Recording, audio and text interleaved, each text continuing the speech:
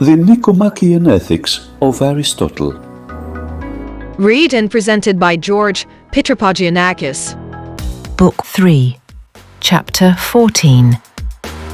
Now, the vice of being destitute of all self-control seems to be more truly voluntary than cowardice, because pleasure is the cause of the former and pain of the latter, and pleasure is an object of choice, pain of avoidance.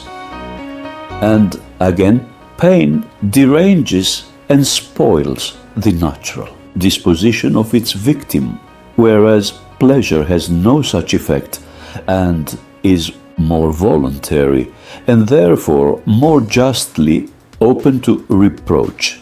It is so also for the following reason, that it is easier to be inured by habit to resist the objects of pleasure, there being many things of this kind in life, and the process of habituation being unaccompanied by danger, whereas the case is the reverse as regards the objects of fear. Again, cowardice as a confirmed habit would seem to be voluntary in a different way from the particular instances which form the habit, because it is painless.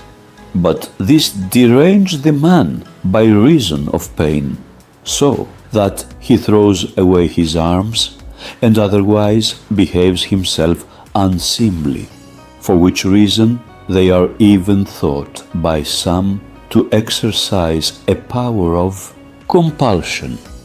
But to the man destitute of self-control, the particular instances are, on the contrary, quite voluntary, being done with desire and direct exertion of the will, but the general result is less voluntary, since no man desires to form the habit. The name of this vice, which signifies etymologically unchastenedness, we apply also to the faults of children, there being a certain resemblance between the cases, to which the name is primarily applied, and to which secondarily or derivatively is not relevant to the present subject, but it is evident that the later in point of time must get the name from the earlier, and the metaphor seems to be a very good one, for whatever grasps after base things and is liable to great increase ought to be chastened. And to this description, desire and the child answer most truly, in that children also live under the direction of desire, and the grasping after what is pleasant is most prominently seen in this.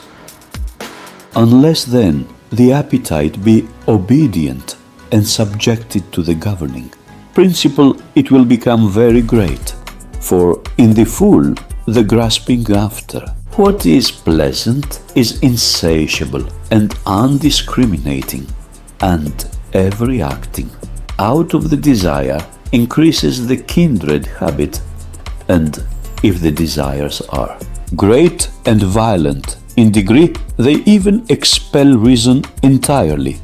Therefore, they ought to be moderate and few, and in no respect to be opposed to reason.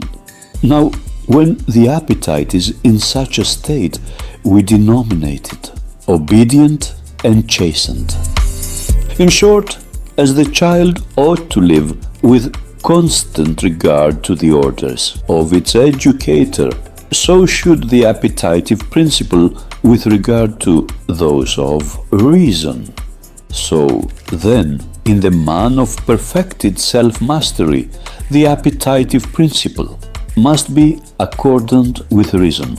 For what is right is the mark at which both principles aim.